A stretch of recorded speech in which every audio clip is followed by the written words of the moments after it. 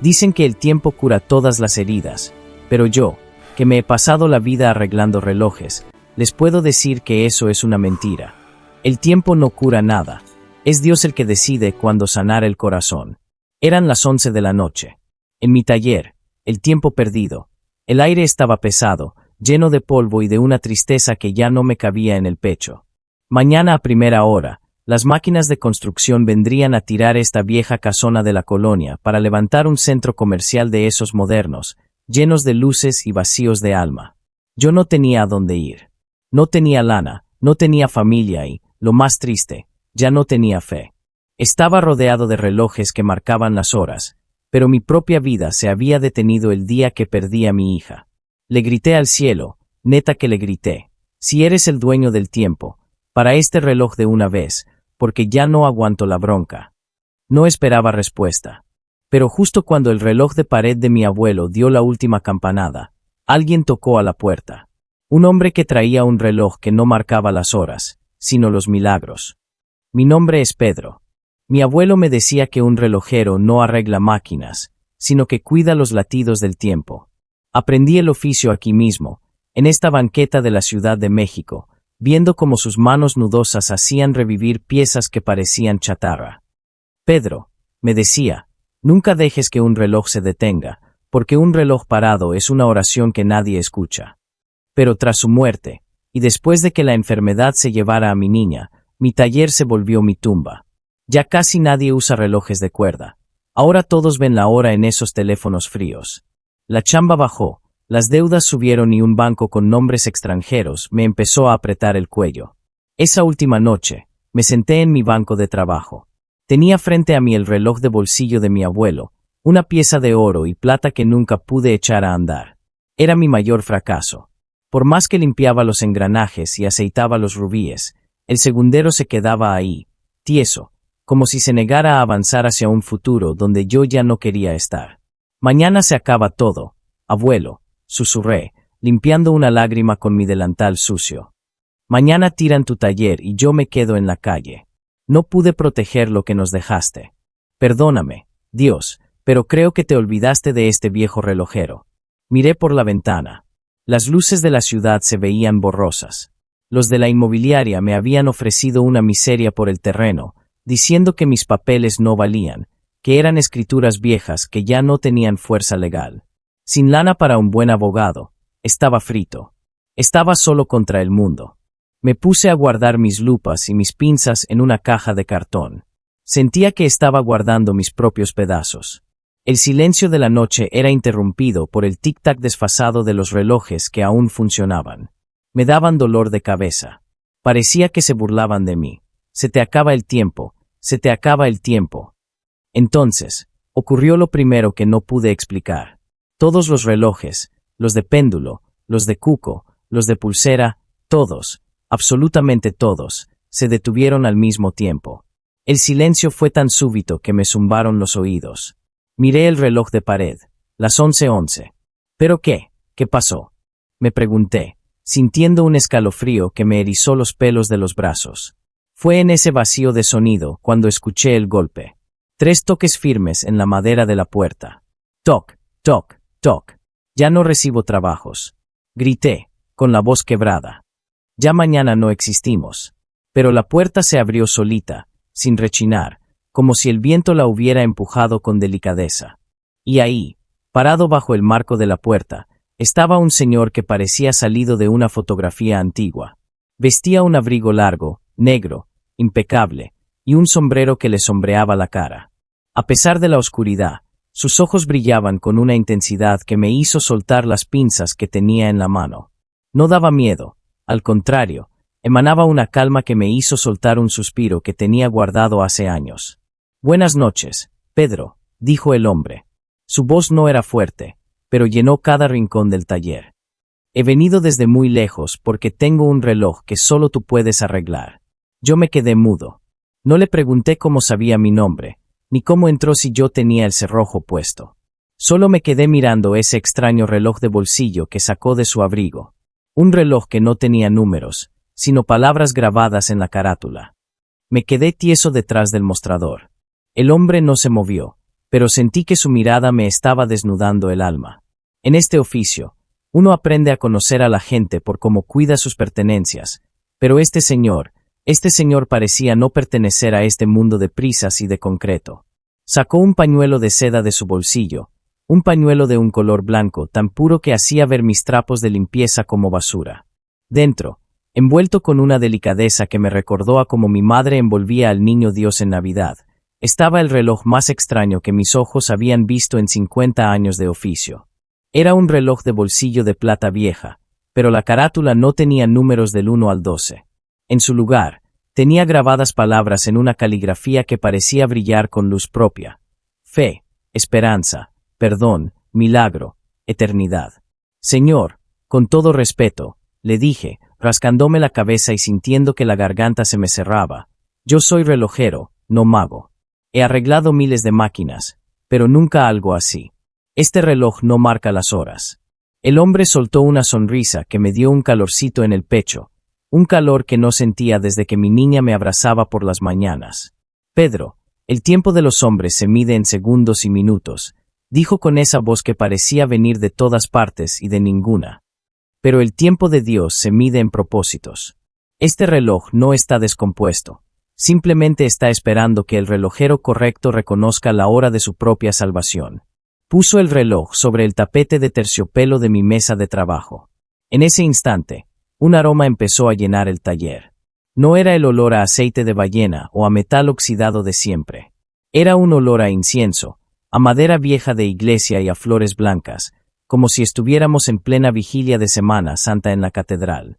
Ese aroma me trajo un recuerdo que me dolió hasta los huesos. Usted huele como el hospital, susurré sin querer, y las lágrimas se me soltaron solas. Huele a la noche en que mi Lucía se fue. El hombre asintió lentamente. Estuve ahí esa noche, Pedro. Estuve en el pasillo mientras tú le gritabas a las paredes que el tiempo era un tirano. Vi cuando hiciste aquella promesa frente a la cruz de madera del cuarto 302. ¿Te acuerdas? Se me paró el corazón. Esa promesa nadie la sabía. Ni mi esposa que me dejó, ni mis amigos del billar. Se la hice a Dios cuando mi niña dio su último suspiro. Señor, si me dejas el taller del abuelo, te juro que nunca dejaré que el tiempo se detenga para los que sufren. Yo rompí mi promesa, dije, tapándome la cara con las manos, avergonzado. Me llené de amargura. Dejé que la envidia y la tristeza pararan mi propio reloj. Y ahora, ni modo, mañana tiran todo y es lo que me merezco por haber perdido la fe. El extraño se acercó y puso su mano sobre el mostrador. Noté que su mano no tenía arrugas, pero se veía antigua, poderosa. Pedro, Dios no se cobra las deudas como el banco, me dijo con una firmeza que me hizo levantar la cabeza. El banco quiere tu terreno para hacer dinero, pero Dios quiere tu taller para hacer justicia. No has perdido el tiempo, simplemente has estado en una sala de espera necesaria. Señaló con el dedo el reloj de mi abuelo, ese que estaba en la vitrina principal y que nunca pude echar a andar. El reloj que era mi mayor vergüenza. ¿Por qué nunca lo abriste por completo, Pedro? Preguntó. Porque me daba miedo romperlo, contesté con la verdad. Es lo único que me queda de él. Si lo rompo, me quedo sin nada. El hombre se rió bajito, una risa que sonó como campanas de cristal. A veces, Pedro, para que la maquinaria de la vida funcione, hay que estar dispuestos a romper el miedo. El tiempo se detuvo para ti a las 11:11 por una razón. En el mundo del espíritu, ese número significa que el Padre está tocando a tu puerta. Se produjo un silencio largo, un silencio que no era incómodo. Podía oír mi propia respiración. Afuera, la Ciudad de México seguía con su ruido de claxons y sirenas, pero aquí adentro, el tiempo era una alberca de agua mansa. Ábrelo ahora, ordenó el hombre. No el mío, sino el de tu abuelo. Usa tus herramientas de fe, no solo tus pinzas de acero. Busca el engranaje que no es de metal, sino de verdad. Yo temblaba como un morrito en su primer día de clases. Agarré mi lupa, la ajusté a mi ojo y acerqué el reloj del abuelo. Sentía que el hombre de negro estaba detrás de mí, dándome un soporte que no puedo explicar. Era como si su presencia fuera el aceite que mis engranajes necesitados de esperanza ocupaban. Metí la punta de mi navaja de precisión en la ranura de la caja de oro. ¡Clac! La tapa se abrió. Pero lo que vi ahí adentro, híjole, lo que mis ojos vieron entre los rubíes y los resortes, no era algo que un relojero deba encontrar en una maquinaria. ¿Qué? ¿Qué es esto? Pregunté, con la voz que ya no me salía. Esto no es una pieza. Esto es la respuesta a tu oración de hace 10 años, Pedro, dijo el hombre, y sentí que el olor a flores blancas se volvía tan fuerte que casi podía tocarlo. Ahí estaba yo, con la lupa de ojo apretada contra la ceja, sintiendo como el sudor me resbalaba por la nuca. El aire en el taller se había vuelto espeso, como si estuviéramos dentro de una burbuja donde el tiempo de la calle ya no contaba. Ese reloj de mi abuelo, el que yo consideraba mi mayor fracaso, estaba abierto frente a mí. La luz de mi lámpara de trabajo, una luz amarillenta y cansada, iluminaba las entrañas de la máquina. Pero lo que vi no tenía sentido. En lugar de encontrarme con el volante, el escape o el áncora, me topé con algo que no era de metal. Entre los puentes de latón y los rubíes, había un pequeño bulto envuelto en un papel transparente, casi del tamaño de un grano de arroz, pero más largo. Estaba atorado justo donde el segundero debía conectar con el muelle real. Por eso nunca caminó. Porque algo lo estaba deteniendo a propósito. No lo puedo creer, susurré, y mi propia voz me sonó extraña, como si viniera de lejos. Abuelo, ¿qué hiciste? Sentí la presencia del hombre de negro detrás de mí. No necesitaba voltear para saber que estaba sonriendo con esa paz que solo tienen los que ya lo saben todo. El aroma a nardos y cera de iglesia se intensificó, llenando mis pulmones y dándome una fuerza que mis brazos ya no tenían. «Sácalo, Pedro», dijo el hombre. Su voz era como un bálsamo. «No tengas miedo de romper el pasado. Ese pequeño objeto es el engranaje que Dios guardó para este preciso momento. Tu abuelo no te dejó un reloj descompuesto. Te dejó una promesa sellada que solo el dolor y la necesidad podrían abrir. Con mis pinzas de punta de aguja, esas que usaba para colocar los tornillos más diminutos, agarré el bulto con un pulso que no era mío. El corazón me latía tan fuerte que sentía que se me iba a salir por la garganta. Al jalarlo, el bulto salió con un pequeño clic, y de repente, ocurrió lo imposible. El reloj de mi abuelo, que había estado muerto por 30 años, empezó a latir. Tic-tac, tic-tac. Fue un sonido fuerte, vibrante, como si un corazón de acero hubiera vuelto a la vida. Y al mismo tiempo, los otros 1000 relojes de mi taller, que se habían detenido a las 11:11, volvieron a caminar. El taller se llenó de un concierto de latidos metálicos que me hizo llorar de pura impresión. Me alejé de la mesa, con el bulto en las pinzas. Fui hacia la luz y empecé a desenvolverlo. No era basura. No era una pieza rota. Era un pedazo de papel cebolla, increíblemente fino, enrollado con una precisión que solo un maestro relojero podría lograr. Al extenderlo, vi que estaba escrito con una letra minúscula, casi microscópica. «Usa la lupa de mayor aumento, Pedro», me guió el extraño. «Mira la verdad que el hombre quiso ocultar, pero que Dios decidió proteger». Me puse la lupa de 10 aumentos. Mis ojos se abrieron como platos. Lo que estaba leyendo era una declaración legal, firmada y sellada ante un notario que ya no existía, pero con sellos oficiales de la Ciudad de México de los años 40. Era el título de propiedad original de toda la manzana, pero no de cualquier forma. El documento explicaba que el terreno donde estaba mi taller, y los 3 edificios de junto, nunca habían sido vendidos al banco ni a las inmobiliarias. Eran parte de un fideicomiso perpetuo a nombre de la familia Ramos.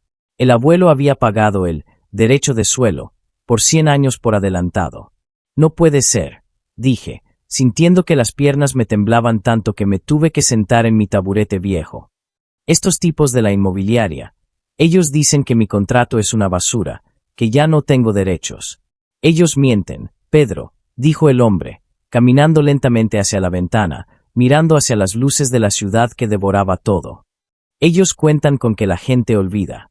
Cuentan con que el tiempo borra las huellas de la justicia. Pero el tiempo de Dios es un libro que nunca se cierra. Ese papel que tienes en las manos anula cualquier demolición. Tú no eres un estorbo para el progreso. Tú eres el dueño legal de este pedazo de historia». Me quedé mirando el papelito. Era tan pequeño, tan frágil. Y pensar que estuvo ahí, a milímetros de mis pinzas durante décadas, mientras yo me hundía en la miseria y en la depresión. ¿Por qué ahora?, pregunté, mirando al hombre de negro. ¿Por qué el abuelo no me lo dijo antes?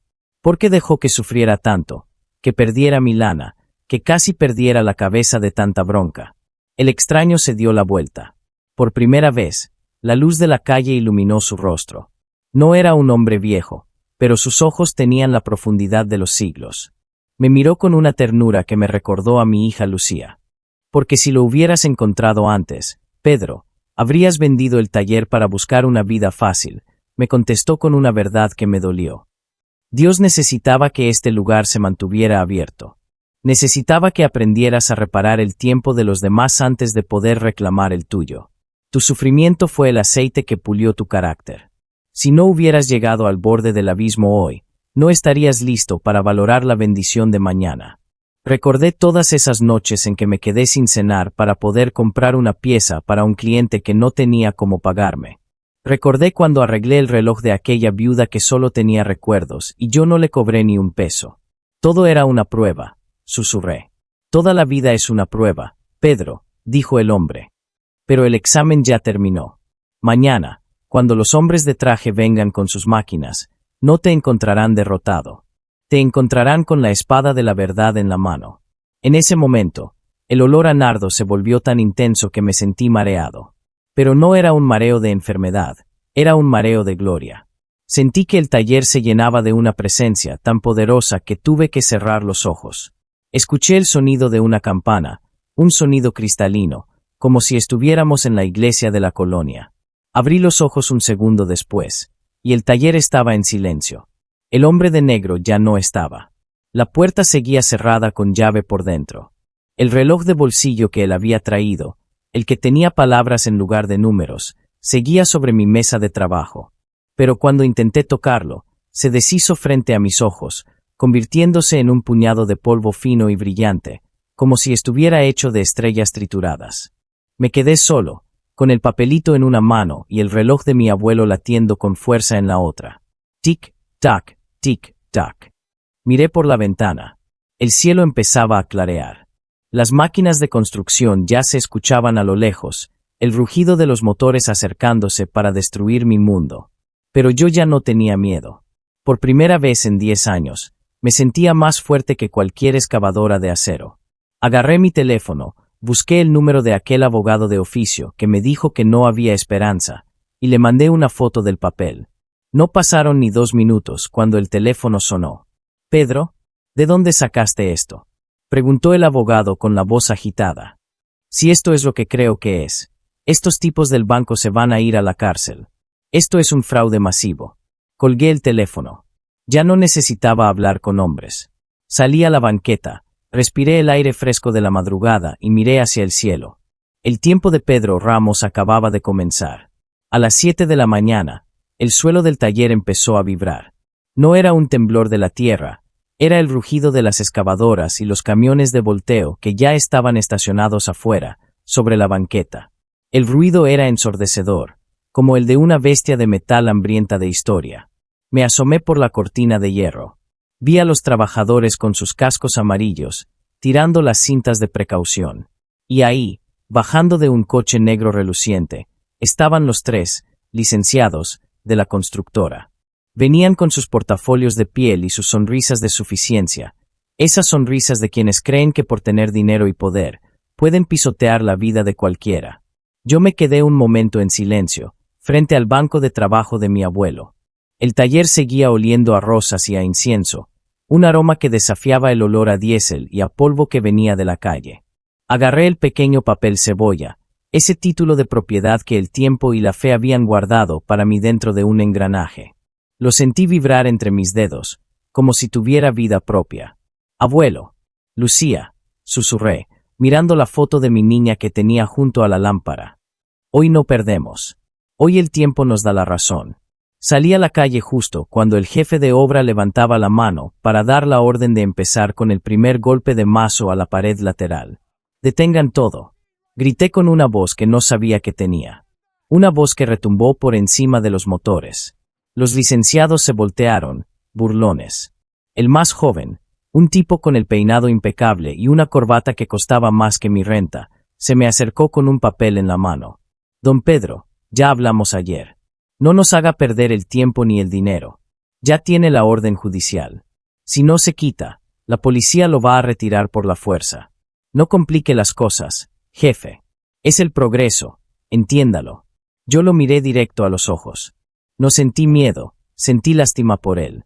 El progreso no se construye sobre mentiras, licenciado, le dije, extendiendo el papel cebolla. Aquí tiene el título de propiedad original, certificado por el Archivo General de la Nación y notariado en 1945. Este terreno, y los 3 de junto, nunca salieron del patrimonio de la familia Ramos.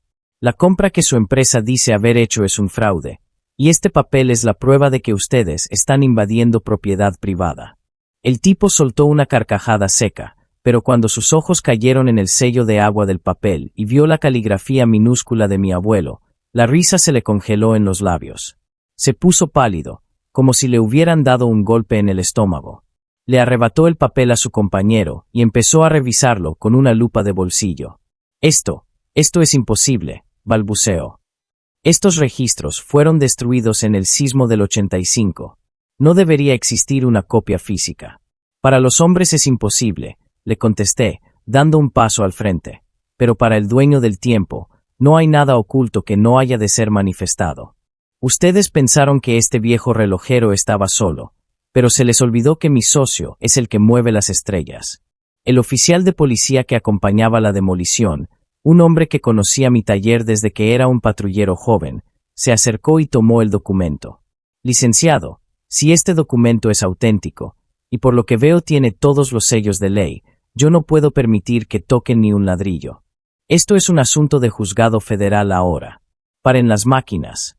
Dije que paren las máquinas. El silencio que siguió fue el más hermoso que he escuchado en mi vida. Uno a uno, los motores de las excavadoras se apagaron. Los trabajadores se quitaron los cascos, confundidos. Los licenciados se subieron a su coche negro casi corriendo, hablando por teléfono frenéticamente, dándose cuenta de que el negocio del siglo se les acababa de caer por culpa de un pequeño papel guardado en un reloj descompuesto. Me quedé ahí, parado en medio de la calle, mientras el sol de la mañana iluminaba el letrero de El tiempo perdido. La gente de la colonia, que se había juntado a ver la demolición, empezó a aplaudir. Vecinos que nunca me saludaban, doñitas que traían sus relojes a arreglar, todos celebraban que la pequeña casona seguía en pie. Regresé a mi taller y cerré la puerta.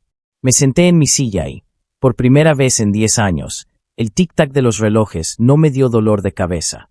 Me dio paz. Miré el reloj de bolsillo que el extraño me había dejado. Ya no era polvo dorado. Ahora, sobre la mesa, había una pequeña moneda de plata con una inscripción, fiel en lo poco. Entendí entonces que mi misión no había terminado. Dios no salvó mi taller solo para que yo tuviera un techo. Lo salvó porque este lugar es un refugio. Desde ese día, ya no solo arreglo relojes. Arreglo historias.